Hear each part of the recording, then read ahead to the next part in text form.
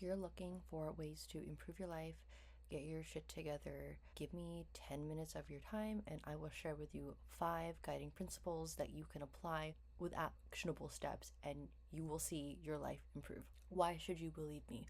Well, these tips are based on logic, psychology, personal experience, but it's totally up to you whether or not you listen to me. I don't care if you apply this or not. I'm actually recording this for myself because my brain is working right now and I want to make sure that this is recorded and put on the internet for anybody who needs to see this and anybody that needs to hear this, because this is very valuable information. I don't believe that information should be hoarded and kept from people. I feel like anything that can help improve your life needs to be spoken about, and that's how we help each other.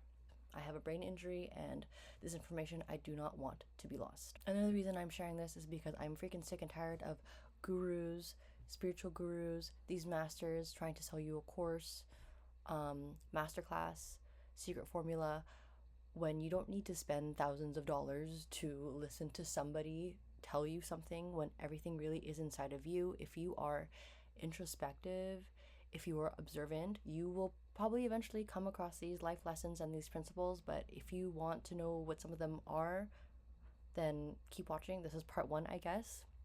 I'm going to give you 5. So here's some more background information. Everything you need is inside you, and the reason why things are not working out is sometimes your perspective is distorted. It is distorted by so many outside sources. So before I share all of these guiding principles, the most important thing is you actually have to start with the very first one. You can't skip ahead.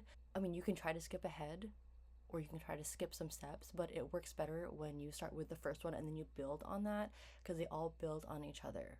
Okay, so once you master the first step, then you get on to the next one. I will explain the principles and how I got them and how they apply, so that way you understand them, okay? So principle number 1, if you're wanting to improve your life, you need to slow down. And the reason why I say you slow down is because I took a lot of psychology classes, I took a lot of marketing classes, and marketers prey on scarcity. They want to sell you things. And a lot of the times they say, oh, it's like limited time offer, and they rush you to do things. Anytime somebody is trying to rush you to make a decision, it is not for you, it is for them.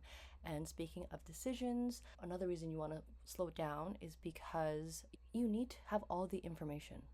And if you are rushed in making your decision, you make bad decisions. A foolproof way to not make bad decisions is, if you need to make a decision and you're not sure, only go forward with it if you can go backwards. I'm gonna use cutting your hair. If you are like unsure about cutting your hair, don't cut it because you can't undo it. So you want to slow down. There's lots of people trying to manipulate you. They try to play on your emotional side. Take a look at commercials. They prey on your insecurities, this feeling of wanting to be included, ego. That's the general gist as to why you want to slow down, so you can make better decisions. Once you've mastered that principle, slowing down, you can move on to the next one. Start asking questions, and it is the most important questions you can ask are who, what, when, where, why, and how. Only way you can ask those questions is if you slow down. So as you can see, they're starting to build on each other. Why do you want to ask these questions? Well, don't just follow blindly into anything. That's how you get into trouble, we'll say. There's something wrong with society where we just follow and we just listen to people who are in authority without asking questions. We don't ask, who is this going to benefit? Why are we doing this? What is the reason behind it? And these are very important things. And the reason I have this is because if a structure is truly powerful, they will not be upset if you want to question their motives. If there is something shady, for example, if you question it, the person that is shady doesn't want you to question it because they don't want you to figure it out. So that is why you want to ask these questions. You need as much information as you can get, and the more information you get, the more time you need to process, which is why you need to slow down. But at the end of the day, when you ask all of these questions, people can still lie to you. You can't always get your answers through words. You should also watch people's actions. I learned that one the hard way. People will say, I am a nice guy, for example. I love this example. I've seen it so many times. They go, I am a nice guy. But a nice guy doesn't have to say they are a nice guy. People are saying these things because they're not getting what they want and they're trying to manipulate you. Watch their actions. It will tell you a lot about somebody, about their intentions. People will say a lot of things. I want to do this, I want to do that. But then you see they do something else. And this is why you want to ask questions, and this is why you want to slow down, so you can watch people's actions and see if they're really honest. After you have mastered asking questions, you can move on to the third one. The reason why I say you need to ask questions and you need to look at people's actions, because it is now, after that second step, it is your turn to look at your actions and how you impact others. And you don't do it by just only observing yourself, because sometimes we have a perspective that we are one way and really we're another. I mean, there's no good or bad. Sometimes we have a negative perspective of us when it should be positive, or we have a positive perspective of us when it's actually negative. So you need to find somebody that you can trust, and you need to ask them, how are other people experiencing me? How am I impacting other people around me? You need to be open to what they say, and that is why I say you need to ask these questions: who, what, when, where, why, and how, so you can prep yourself for this next one. Then when you see how you're impacting others, like if you're trying to change your life, if you impact others positively, that actually helps you. A self-amplifying loop. If you impact others negatively, your life will start going down. So this is why you need to know how you impact others. Sometimes people will say, hey, you take too much. Hey, you talk too much. And then you can ask many people these things and see what the consensus is. And at the end of the day, this is the fourth one, life is all about alignment. So wherever you are, if you talk too much, start talking less. If you talk too little, start talking more. If you don't listen enough, listen more. Life is all about balancing everything. Nobody is perfect. If you take too much, start to give. If you people please, start pleasing yourself instead of others. And once you get yourself into alignment, then you can move on to the fifth one.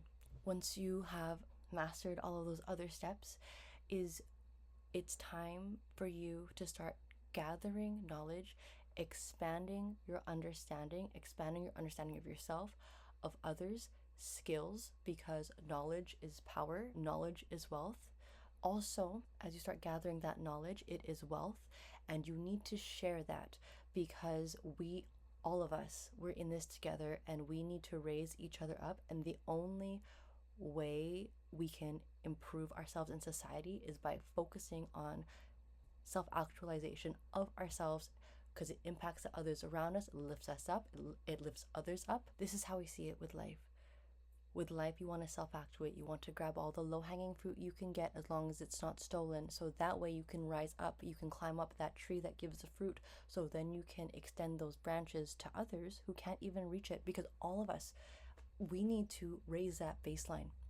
Another thing with education and knowledge is you need to get more. Do not hoard it. Of course, share it, but you need to actuate it. You need to actuate it so that way you know that you really understand it. It's not enough just to know the basics. You need to know how to use that knowledge, and you need to figure out how you can connect it to other topics, and you need to know how you can manipulate everything. There's no point in hoarding it all. If you apply those 5 principles, I have more principles.